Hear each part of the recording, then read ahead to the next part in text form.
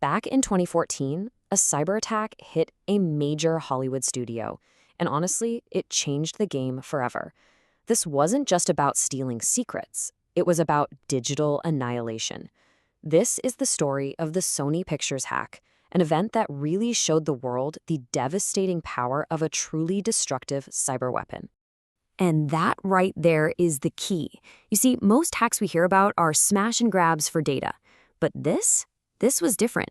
This was like a digital demolition crew showing up after the burglars had left, with one goal: burn the entire building to the ground. All right, so in this digital drama, you've got your players. On one side, a global entertainment giant, the victim. And on the other, this mysterious group with a pretty chilling name. So picture this, November 24th, 2014. Employees at Sony Pictures are coming into work and they find their computers are all displaying this taunting message from a group calling itself the Guardians of Peace. This wasn't just some system outage, it was a hostile takeover of their entire network. And what made this attack so brutal was its two-pronged nature. On the one hand, the attackers stole pretty much everything they could find: emails, employees' social security numbers, even unreleased movie scripts. But then, on the other hand, they deployed WIPER malware. And this stuff has one single, brutal job: to systematically destroy data and make thousands of computers completely useless. I mean, it's the ultimate combination: total exposure and then total erasure. So the big question is, how on earth did they pull off something so devastating? Well, it wasn't some single magic trick. It was a methodical, multi-stage intrusion. Let's walk through the chain of events. Yeah, the best way to think about it is like a 4-stage heist. First, you gotta get in the door. Second, you spread throughout the whole house. Third, you steal all the valuables. And then that final terrifying step, you set the house on fire on your way out. Each phase here was absolutely critical, paving the way for the next. Okay, so stage 1. How'd they get in the door? Well, while we don't have absolute public confirmation, the reports strongly suggest the attackers didn't use some mythical zero-day exploit. Nope, it looks like they got in the old-fashioned way, tricking an employee into giving up their username and password, probably through a simple phishing email. One single stolen key was all it took to unlock the front door. All right, so once they were inside, their next job was to spread out. And they used tools that exploited really basic Windows networking protocols, something called an SMB worm, to copy themselves from one computer to the next. They just hammered accounts with brute force password guessing, and they hijacked standard admin tools like WMIC to run their malicious code remotely. Essentially, they turned the network's own design against itself.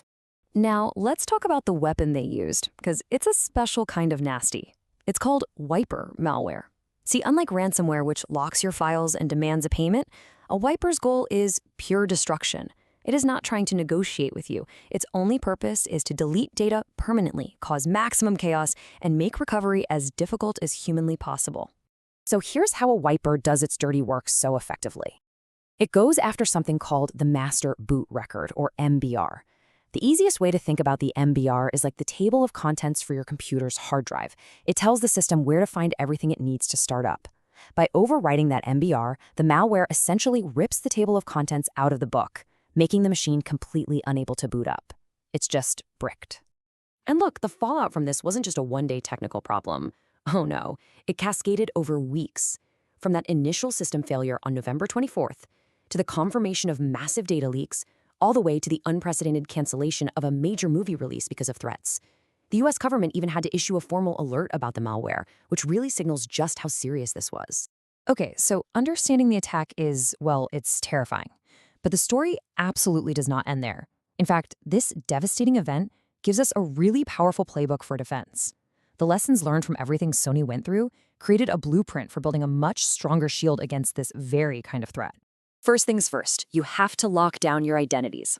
If the attackers got in with stolen credentials, then your first line of defense is making those credentials harder to use. What does that mean? It means multi-factor authentication, or MFA, everywhere. It means giving employees access to only the data they absolutely need. That's the principle of least privilege. And it means you've got to be actively watching for and blocking those repeated brute force login attempts. Okay, next up, you've got to stop the spread. The attackers moved laterally, using common tools like SMB. So the defense? It's network segmentation. You build digital walls inside your network so that even if one area gets breached, the fire can't spread to the whole building. You restrict those powerful admin tools so they can't be turned against you. And finally, let's talk resilience. You have to be able to recover from that worst-case scenario. A WIPER is designed to defeat normal recovery methods. That's why you need backups that are offline or immutable, meaning they can't be altered or deleted by an attacker. And you absolutely must practice rebuilding systems from scratch, with specific drills just for a WIPER scenario.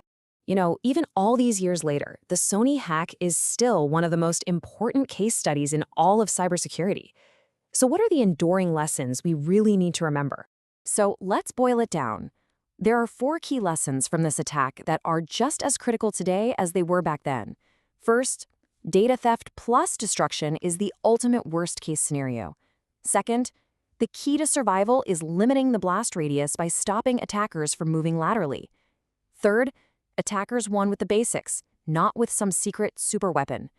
And finally, being ready for a WIPER attack isn't just another checklist item, it's a unique and absolutely critical capability.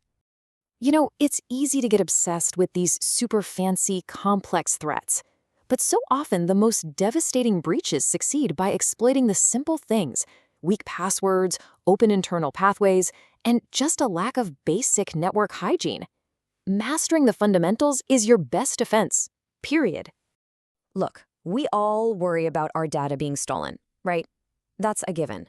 But the Sony hack forces us to ask a much more terrifying question. What happens when the attacker's goal isn't just to steal your valuables, but to make sure there's nothing left to come back to? Are you prepared for that?